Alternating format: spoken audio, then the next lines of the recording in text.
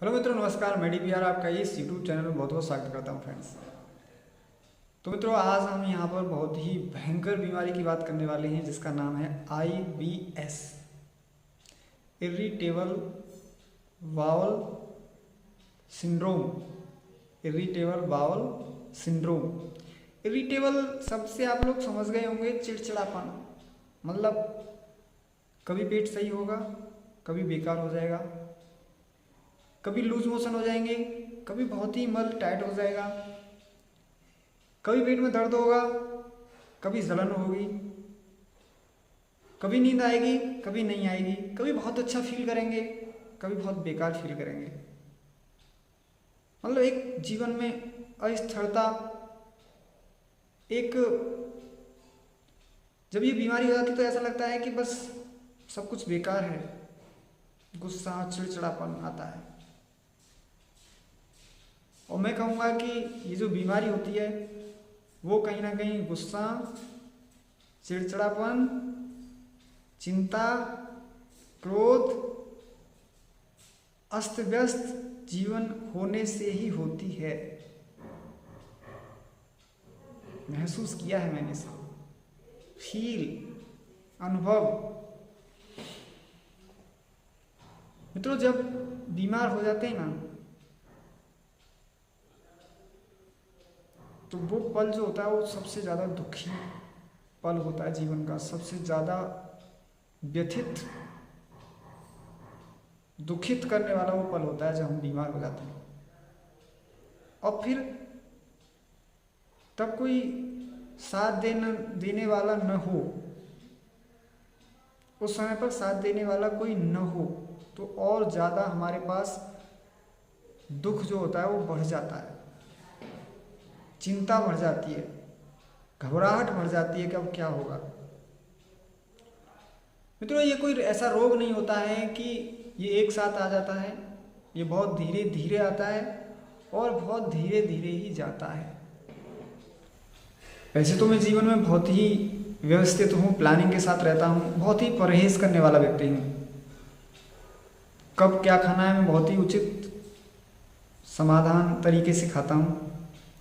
लेकिन थोड़ी सी टाइमिंग में प्रॉब्लम मेरे हो गई कि मुझे मतलब कभी भोजन 7 बजे कर लिया, कभी 8 बजे, कभी 9 बजे, कभी 10 बजे, जब टाइम मिला जब भोजन कर लेना भी इस बीमारी का एक कारण हो सकता है। आवश्यकता से अधिक तो मैंने भोजन कभी किया नहीं, लेकिन फिर भी उसका असमय भोजन का खा लेना, दिनचर्या में कभी भी कोई भी चीज़ खा लेना, ये हमें इस रोग को एक जन्म देने वाली मेरे को बात समझ में आई है। फ्रेंड्स, इसका यहाँ पर हम लोग देखिए, अभी मैंने ये रूपरेखा बताई है आपको, ये सारी चीज़ मालूम होनी चाहिए, तब जाके हमें मालूम होता है कि ये रोग कैसे आया, ये रोग हुआ कैसे। तो इसमें मैं सबसे पहले दोषी मानता हूँ स्वयं को, और इसके बाद मानता हूँ जो चीज़ हमने बाजार से प्रोडक्ट लेके, जो कि बिना घर के बनाए हुए हम लोग जो जिसका खाते हैं, जिसका भक्षण करते हैं असमय पर, उनसे ये बीमारी और प्रबल हो जाती है। क्योंकि ये बीमारी कोई एक चीज़ से मिलकर नहीं बनी है कि हमारा मान लीजिए किडनी खराब हो गई, या फिर फेफड़े खराब हो गए, या लीवर खराब हो गई, या आंतें खराब हो गई। वो किसी एक चीज़ से नहीं मिलती, किसी एक चीज़ से मिलकर नहीं बनती। मैं जैसा आपको बता दूं कि इसमें क्या होता है कि सबसे पहले हमारा मंदाग्नि का रोग प्रारंभ होता है, मतलब भूख लगना बंद हो जाती है। लेकिन हम डेली रूटीन के चक्कर में, भाई अभी तो ऑफिस जाना है तो हमें 8 बजे कुछ न कुछ खाना है, अभी दोपहर को डिनर हुआ है 12-1 बजे तो हमें कुछ न कुछ लेना है, नहीं तो फिर टाइम नहीं मिलेगा ड्यूटी पे, या अपना कोई भी रोजगार पेशा है उस पर, फिर शाम को हमें खा के सोना ही है।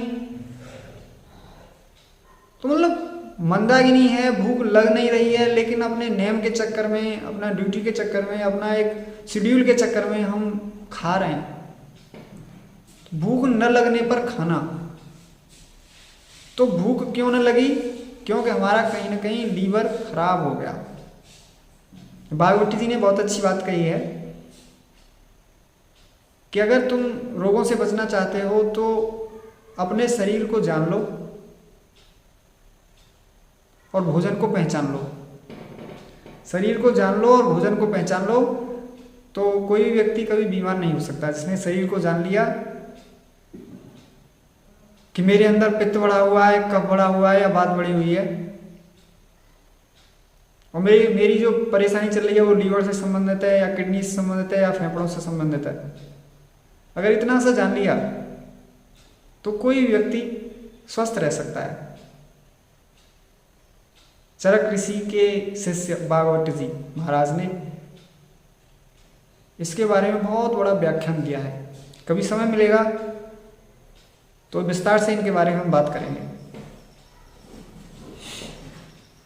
मित्रों, यहाँ पर इसके अगर मैं लक्षण की बात करूं बीमारी के, तो मैंने आपको बताया कि यहाँ पर पेट में भी दर्द हो जाता है और जलन भी होती है और बार बार हमको लूज मोशन होते हैं, बार बार हमें पाखाना जाना पड़ता है और बार बार ही हमें कुछ ऐसी बेचैनी सी बनी रहती है शरीर में, दिक्कत परेशानी, मतलब मन नहीं लगता काम करने में, नींद भी नहीं आती अच्छी। तो ये इसके लक्षण हैं। कभी कभी अगर ये ज़्यादा भयंकर बीमारी हो जाती है तो खून भी आने लगता है पाखाने से। चलिए, ये इसके लक्षण हो गए। ये बीमारी कैसे आई, ये सारी चीज़ें हो गई। अब इसका उपाय क्या है, इससे पीछा कैसे छुड़ाएं, ये बीमारी सही कैसे होगी।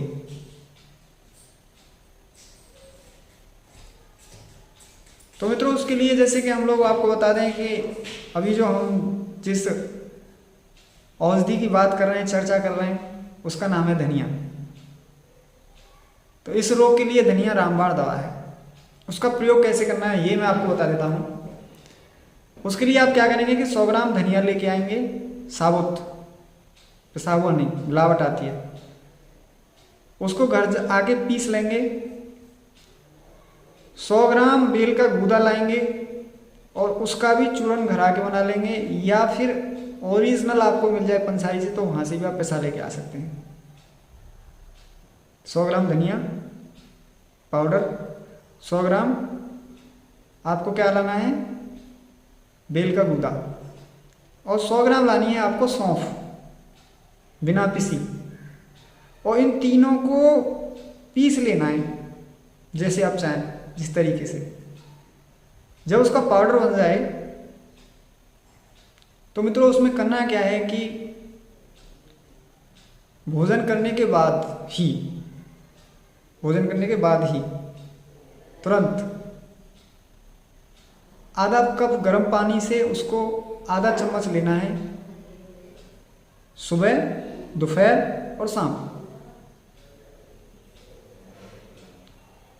मित्रों, इसमें अब अगर कफ दूषित होता है, इसको दवा को खाने से अगर ठंडी लगती है, सर्दी होती है, तो आप लोग सौंठ शहद में मिलाकर या देसी घी में मिलाकर खा सकते हो, इससे आधा घंटे 1 घंटे बाद। या जैसे मान लीजिए इस दवा को ले रहे हैं आप भोजन करने के बाद, तो सौंठ शहद में मिलाकर थोड़ा सा गुनगुना करके उसको भोजन से पहले ले सकते हैं आप लोग, तो उससे भूख बढ़ेगी। खा लिया भोजन खाने के बाद भोजन कम करना है, भूख लगे कितनी भी कम ही करना है। अब भोजन कर लिया, भोजन करने के बाद फिर ये दवा लेनी है, ऐसे ही सुबह, दोपहर, शाम।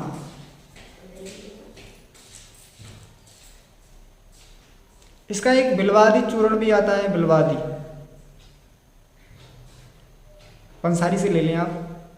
भोजन करते समय उसमें से भी आप अगर इसको यूज़ नहीं कर रहे हैं और चूर्ण लेके आना चाहते हैं बना हुआ, तो बिलवादी चूर्ण लाएं और उसमें आप जो भोजन कर रहे हैं, जैसे 2 रोटी खा रहे हैं, तो 1 रोटी खाने के बाद में आप लोगों ने जैसे पहला निवाला लिया, कौल लिया, तो उसमें 3 ग्राम चूर्ण टुकड़े में रख के खा लेना है, चबाना है।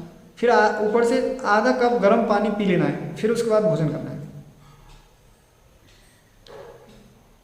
मित्रों, इसके बहुत ही उपचार हैं और सबसे बड़ा उपचार है जीवन में शांति को लाना।